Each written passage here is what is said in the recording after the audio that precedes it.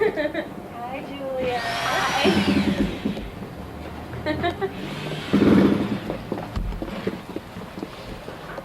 Oh.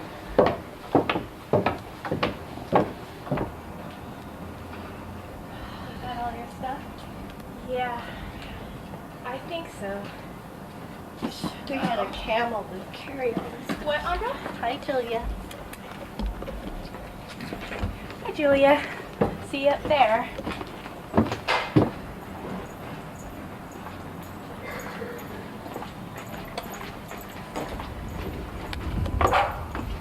Get them out. Yeah, where did I put it? I think I put it in there. They're in the little swap. This, someone brought these back from India. But these are the best. These are the Excuse Those Me. are See, cool. the brand is called Excuse Me. These are perfect for you, Carolina. Yeah. Whatever happened with the Bindi connection? Whatever happened with the Bindi connection? She never You called know you what? I back? totally just, I completely spaced it out. No, she never did. This is Well, maybe I'll see her when I go to LA at the end of the month.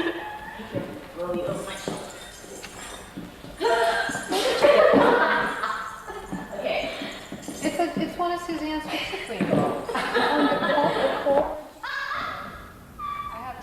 Thank you for joining us in our second video workshop, Makeup and Costuming. I'm Carolena Nericcio, Director of FatChanceBellyDance. Over the years, my dancers and I have evolved what we consider to be one of the most beautiful costumes for American tribal-style belly dance.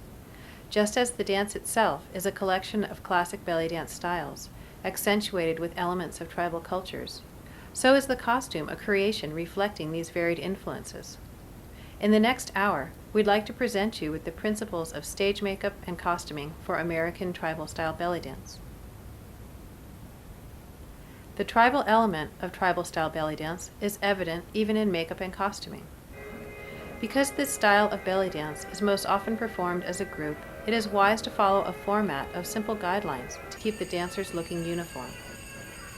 Although each dancer remains unique and is free to highlight her own best qualities, a sense of continuity will enhance the overall presentation of the group.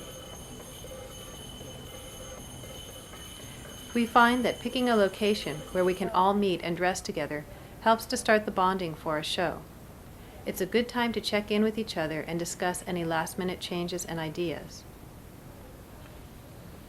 Depending on the nature of your performance, whether it will be viewed at a distance from a stage or close up at a party or restaurant gathering, you may choose to maximize or minimize certain elements of makeup and costuming.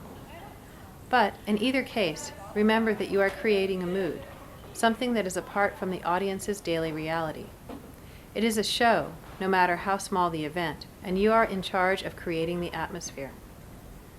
Do not delete any aspect of the costume, but rather tailor it to suit your taste. Share your discoveries and ideas with other members of your group, and you will collectively develop a signature look.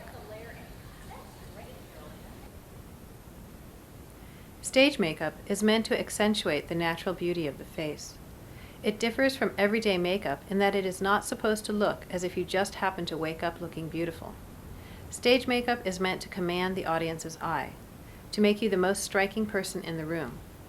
Don't hesitate to draw attention to yourself, but strive to bring out your winning features. Use this makeup and costuming process to paint a portrait of confident beauty and elegance. Your makeup decisions will depend for a large part on your own bone structure and facial features.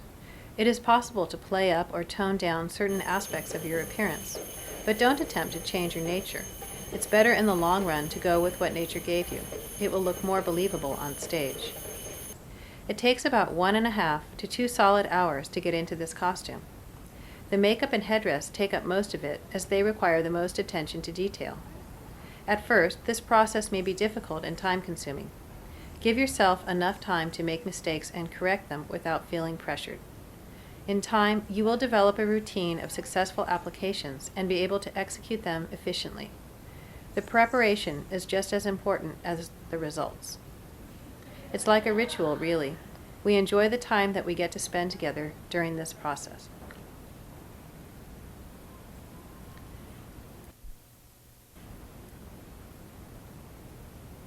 Put together a makeup kit that is easily packed up and always ready to go. Costumes may change with each performance, but makeup generally stays the same. Find a comfortable, well-lit place to set up your mirror. Collect all the things you will need before you start, so that you won't be tempted to skip a step or compromise an application. Stay out of the uncomfortable or restrictive pieces of your costume until absolutely necessary.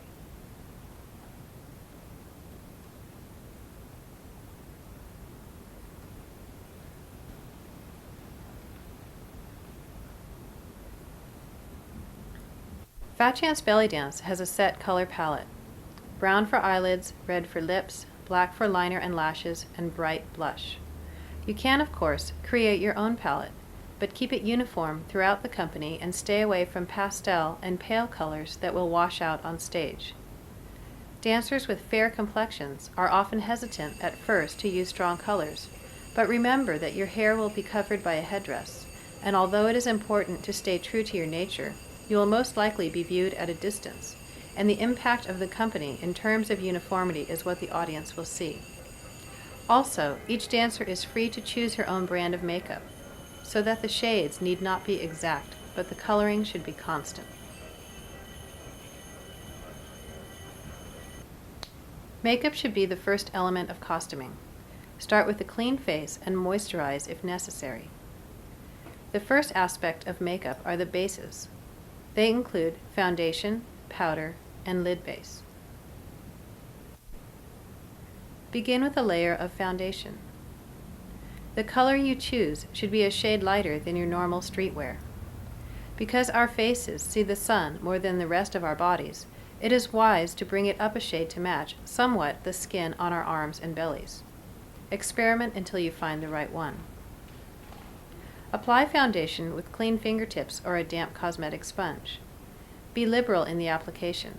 It can actually help to protect your skin from the drying aspects of the sun's rays if you are outside, or from cigarette smoke inside. Include the eyelids and lips. Don't pull or tug at the skin. After the foundation has had a chance to set, dust with a layer of translucent powder. Now apply a thin layer of lid base to the eyelid. This will provide a stable foundation for the more glittery shadows, which have a tendency to streak and separate. Lid base is nothing more than a brown matte shadow. It should cover the eyelid evenly. This item could come from your street makeup.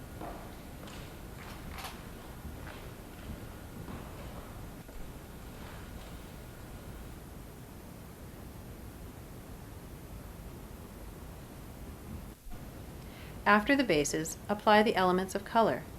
They include blush, lid shadow, brow bone highlight, kohl, liner, lipstick, and lip liner.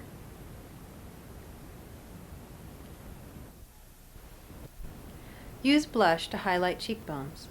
The color of blush that you choose should be bright. It is meant to stand out. Experiment with placement of blush. Some people prefer to apply the color directly to the cheekbone only. Others like to brush just below, leaving the bone bare to create the illusion of a higher cheekbone.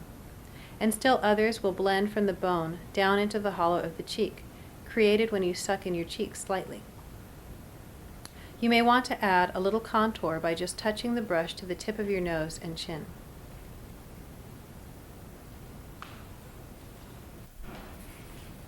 Kohl your eyes at this point, if you plan to use it.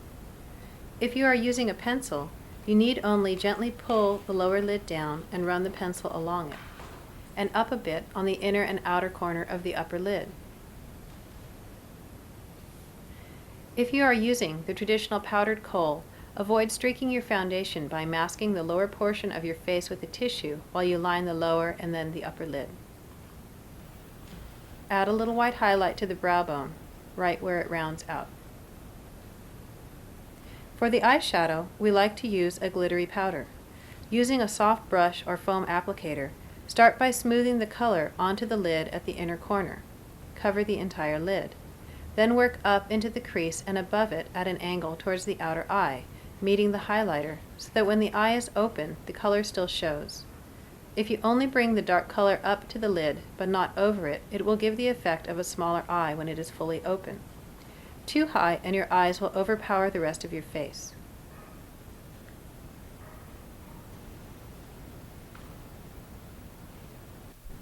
You may choose to add a little gold or white to the inner eye at this point.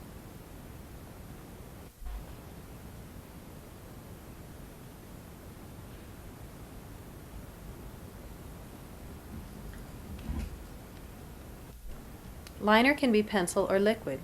The pencil can be the same that you use for kohl as long as you clean it before the next inner eye application. Liquid liners are good as you can get a really deep black line without pressing hard or stretching the skin around the eyes. Each dancer has her own signature eyeline, depending on the shape of her eyes and their relation to the rest of her face. Drawing a thin line under the eye a bit below the lash line will create a bigger eye. Upper lid lines should sit right on the lash line, but can be thicker. How far out you take these lines and whether the upper and lower connect is up to you. Lipstick, like blush, should be bright. We like matte red. You may want to temper the effect of this bright red by giving it an undercoat of taupe or brown. Line your lips with lip liner to define the shape.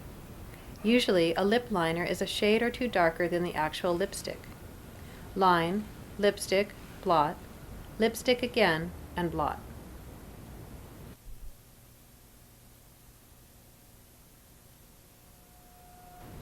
Finally, apply the embellishments: lashes, facial tattoos, and bindis.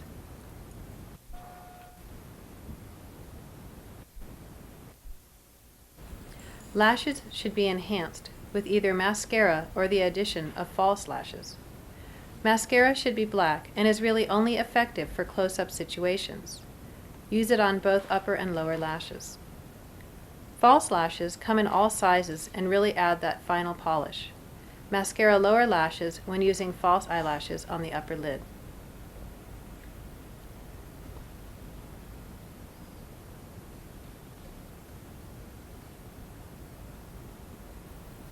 Bindis are the colorful little ornaments worn on the forehead. They adhere with eyelash glue and can be purchased at local Indian import stores. They come in all varieties, from plain dots to elaborate designs highlighted with metallics and tiny rhinestones. For our purposes, they are purely ornamental.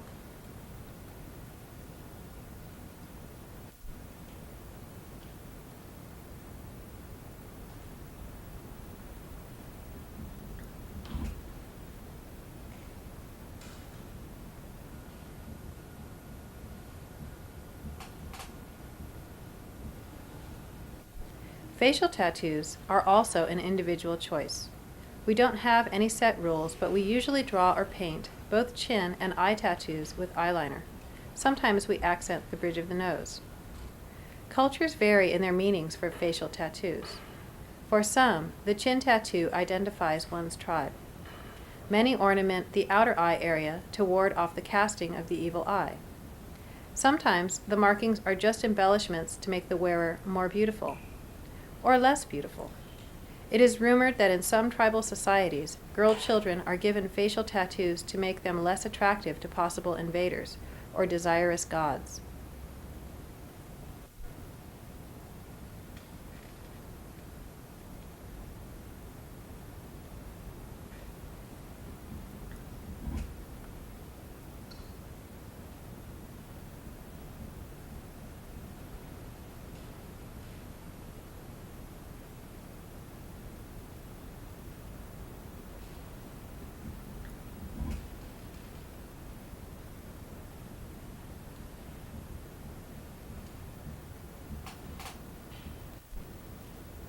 Finally, after everything has been applied, dust again with powder.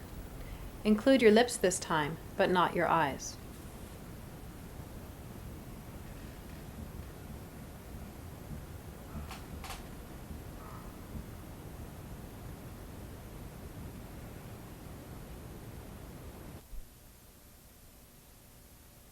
As you can see from our extensive makeup routine, a set of good tools is a necessity. Have on hand a mirror, brushes, applicators, eyelash glue, Q-tips, and tissue.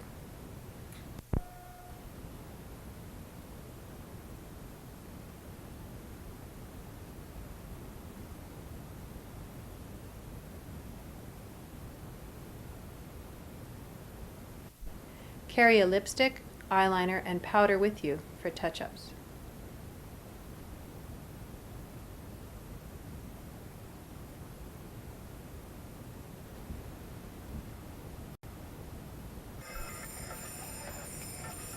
The standard elements of the Fat Chance Belly Dance costume are designed to flatter the female form and enhance the movements of the dance.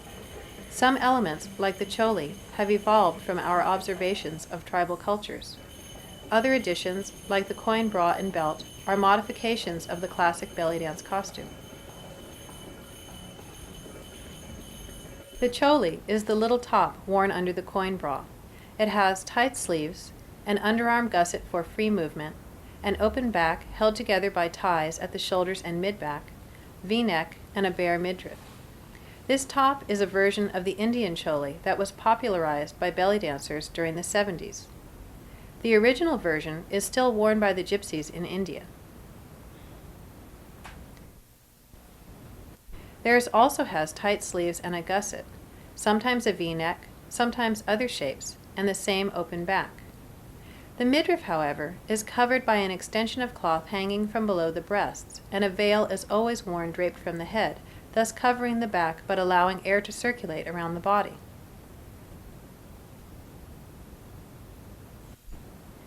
The Indian choli, like other elements of traditional costuming, is a dowry piece. It is heavily ornamented with needlework and mirrors to display a woman's wealth and desirability as a seamstress at the time of marriage. The original design confounds the Western costumer's mind, as they are meant to be admired as part of a collection, laid out flat.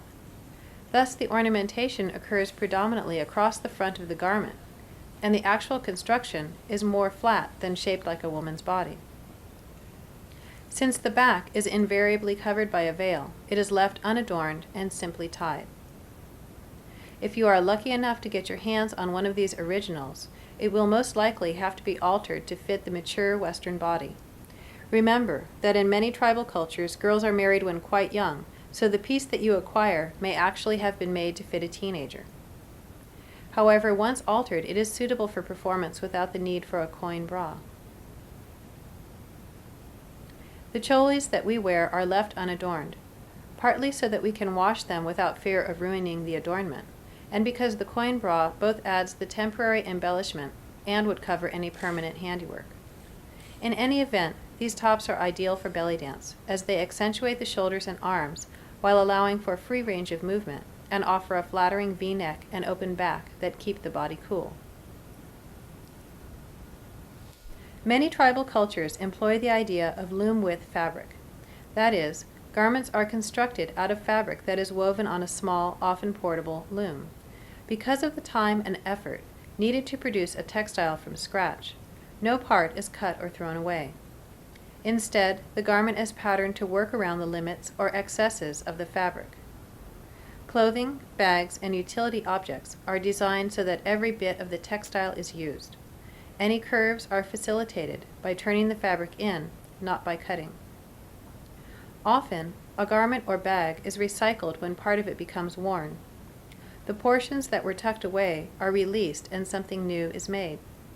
If the garment is meant to be worn under another garment, or a portion of it not seen, like the back of the choli, bulk is eliminated or decorative fabric conserved by adding a piece of less precious cloth. Our pantaloons are just such garments. They are staple pieces in the costumes of many countries for both women and men, and are therefore suitable for the use in men's costuming. Our pantaloons are made of 4 yards of 45-inch wide fabric, elasticized at the ankle and smoothly pleated through the hip to reduce excess fabric under the skirt. Because the hip band is not ever seen, it is made of cotton scraps. Because the pant legs are seen, they are made of every bit of the fancy 4-yard piece.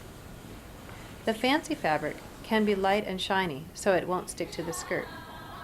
The hip band is cottony, so it will stick to the skirt or shawl and keep them from riding up. 45 inches is pretty long, even for a tall dancer, as the entire length of the pantaloons, so we fold it up at the hem, above the casing for the elastic, and stitch it in a pleat. Miles later, after brushing against all the fine floors we are invited to dance on, The holes can be taken up and the original excess let down, giving quite a long life to one pair of pants. The skirt could really be considered an optional element of the costume. That is, the costume can be considered complete without it, although it does add a special dimension. Don't substitute a skirt for a pair of pantaloons. Skirts are definitely easier to acquire, but without the pantaloons, the entire look of the costume will be changed. If you choose to add the skirt, make sure it is big and full. The skirts that we wear are made of at least 8 yards of fabric. The skirt should fall freely over the pantaloons, just above the floor, leaving a few inches of pantaloons. In any case, when you spin, it should pick up and float around you unhampered. The hip shawl is a delightful element of this costume. It can add a splash of color and, of course, defines the hips. The best hip shawl is triangular in shape, wide enough to tie comfortably around the hips, has long fringe that doesn't tangle easily, and a sticky texture. That is, when you tie it tightly around your hips, it won't pop up and end up around your waist. A heavy belt can aid this problem, but floor work can often unground the snuggest arrangement. We prefer Russian-style wool florals with added fringe, but have used many other designs. Good fringe is the key to an elegant hip shawl. It wiggles with the movement and flies out during spins. Some shawls will already be triangular at the start, and if they're square, you can fold them into triangles, but long rectangles and other shapes don't work well. Eliminate bulk at the knot by looping the first pass and then securely pinning the rest from the back with a large safety pin. You may choose to then add an ornamental pin to the front, but don't expect it to hold without the safety pin. The belt and coin bra, like the skirt, are optional, but add a certain polish to any belly dance costume. Eventually, everyone acquires both, by hook or by crook. There are a variety of suitable ready-made belts and bras. It just depends on your taste. However, they can be expensive, and you may want to consider making them yourself. We generally prefer coin bras and tassel belts, but a well-intentioned bead is never turned away. What we are after is a certain heaviness that is readily achieved with metal coins and lots of wool tassels. Also, durability is a consideration, as the friction of the movements is often devastating to delicate handiwork. A bra, whether purchased or handmade, should be well padded and able to support the weight of the coins. It shouldn't sag or gape. The neckties are best when fashioned as a halter from one side to the other around the back of the neck. This will eliminate shoulder straps dropping off at an inopportune time. It should also have sturdy ties that will allow you to winch it up at the back. Belts can take many shapes. As with other costuming elements, the best shape is one that flatters you most. If you have slim hips, you may want tassels that jut out and add dimension. If you have full hips, you may want to fool the eye by wearing a flat belt with tassels that begin lower. But most of all, you should feel good about your hips and design a belt to accent their movement. What will hang from the belt can be tassels, strands of beads, little ornaments, or a combination. They can be all at one level, alternating levels, or in a descending pattern. Density will look and feel more luxuriant than a sparse arrangement. They should jump and jiggle with each movement, but be careful not to encourage tangling by placing ornaments at the end of long strands that will intertwine with each other or the fringe of the hip shawl. The base of the belt must again be sturdy enough to be winched up tight. It can be knotted with an extra length of fabric, wrapped with Velcro, or hooked. Ah, the headdress. We get more questions about the headdress than anything else. Some people think it's a hat that we can just drop right on before a show. But in reality, the headdress is a series of scarves wrapped from scratch each time. Head wraps are difficult. There's no set design to follow, and after 20 years, I still get frustrated. We do have a few simple guidelines to offer that might make more sense of it, but patience and practice are the real tricks. You will need a base scarf, modest size, cottony in texture. This can be a small triangle or a long rectangle. Several accent scarves, approximately 1.5 yards long. Plain yardage will work if it's printed on both sides. hairpins or an accordion comb, hat pins, safety pins, and jewelry. First, create a firm base. Start by pulling your hair off your face into a bun. If your hair is layered and not long enough to pull into a bun, use an accordion comb. The bun will work like a counterweight to your forehead and keep the headdress from shifting. The accordion comb will do the same thing after you weave a few hat pins through it and the base scarf. The base scarf doesn't have to be very big, as only the very front of it will show. It's going to function kind of like a wig sock. It should be sticky in texture so it won't slide around on your hair. Cotton or rayon challis are best, as it will serve to absorb sweat. Wool challis is fine too if you're comfortable with it next to your skin. Tie this scarf low on your forehead and under the bun. Tuck in any loose ends. It should be snug but not tight. If you're using an accordion comb, weave a few hat pins through the scarf and the comb at this point.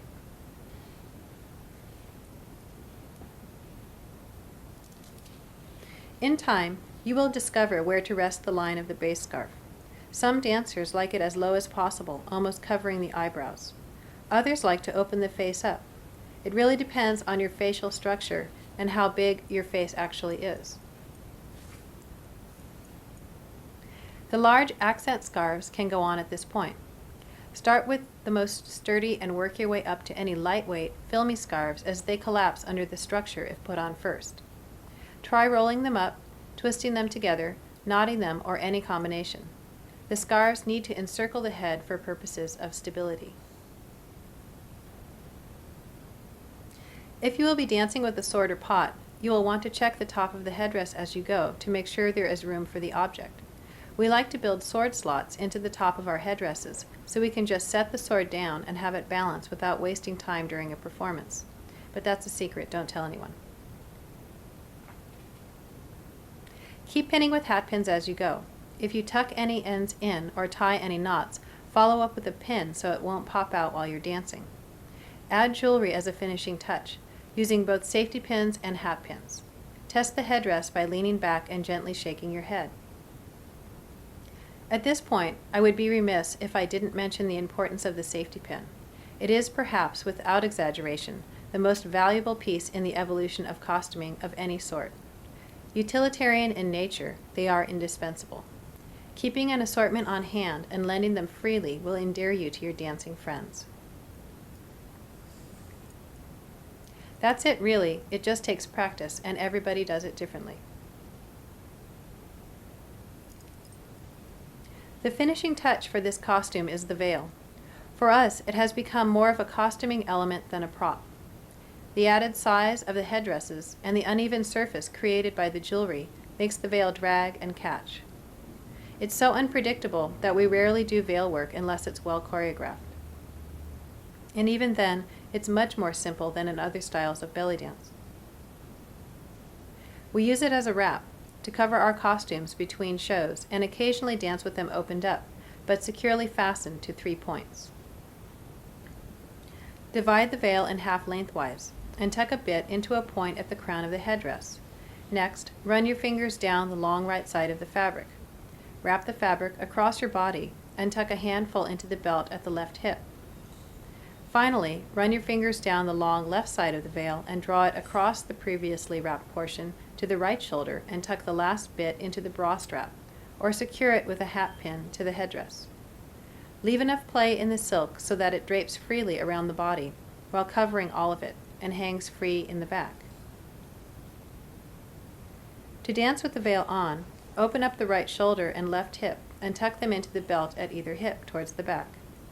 This should frame the body, draping from the crown. It will billow with your movements and create quite a beautiful effect.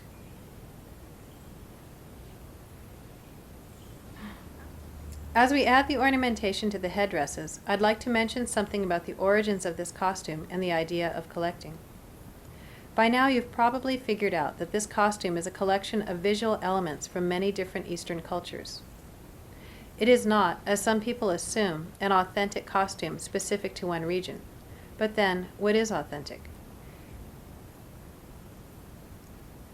If you are referring to belly dance in a contemporary Islamic society, then the belly could never be left uncovered. Likewise, our headdresses are more likely to resemble the Moroccan Berber or the romanticized costumes of Leon Bakst and the Ballet Russe than a standard street dancer. And the jewelry that we most often use is more accessible from the dowries of Afghan and Pakistani tribe. Authenticity is evolutionary. If the host culture accepts or adapts an item, then that item earns the title of authenticity. For instance, the belly dance bra, whether worn over a chole for American tribal or over bare skin Egyptian cabaret style, is a Western modification of the traditional vest introduced back into the host culture through the success of Hollywood. The bra is now considered an authentic item of belly dance costuming, but it evolved from contact with another culture. The gypsy aspect of the dance's history can do a lot to explain the variety of the costume. Because the gypsies travel through cultures, they are free to pick up and choose which elements of that culture they want to keep and which to leave behind. Thus, a dance that is purported to have evolved from the gypsies' travels originating in India, winding through the Middle East, and ending in North Africa would certainly reflect aspects of many cultures in movement, music, and costuming. Authenticity refers to something that is real, not fake, a genuine item. An authentic item must display sincerity. This costume is authentic for American tribal-style belly dance. It is not authentic for Egyptian cabaret or folkloric dance. It wants to work with the body to accentuate the dancer's movements and vice versa. It is a sincere expression of this style of dance.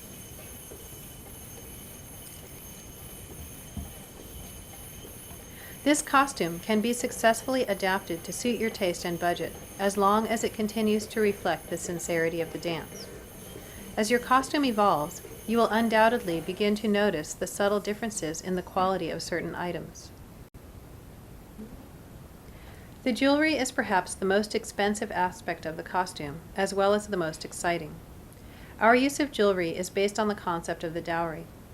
Certain tribes, like the Walid Nail in Algeria, actually advocate the collection of the dowry through profits realized by public performing. A woman's bank account is collected in hard metal as opposed to paper money. The idea being that an itinerant worker is not able to display or protect their finances if it is sitting at home in a box. However, if it is worn on the body, it is a visible display of net worth, as well as immediately available for purposes of trade or safekeeping. We encourage the idea of collecting when making a jewelry purchase. Buy what appeals to you, within a range you can afford, and plan to evolve your collection as your taste and eye for quality develop. Trade away pieces that no longer appeal to you, and continue to collect your own dance dowry of sorts. You may not be attracting a husband who is interested in your wealth, but you will be displaying your individual talent and knowledge of hard metal to your fellow dancers. Our collection spans the globe in origin. The silver and gold of North Africa, the Middle East, India, and Central Asia are never ending in their variety. However, it is wise to keep in mind that these expensive pieces are easily lost if not firmly affixed to your costume. Sometimes a fine piece of jewelry need not be silver or gold to have value to a dancer. All of the aforementioned cultures produce less expensive varieties of classic pieces. The Central Asian gypsies produce a wide assortment of ornaments made with mixed metals and glass or semi-precious stones. We use a lot of these pieces. Not originally intended for belly dancers, they jingle and catch the light just like they were made for us. Cultivate your ability to pick out the piece that has character. It was probably owned by somebody else before you found it, and therefore will retain its resale value. It is an investment. Expense does not always equal value. Buy what you like, what speaks to you.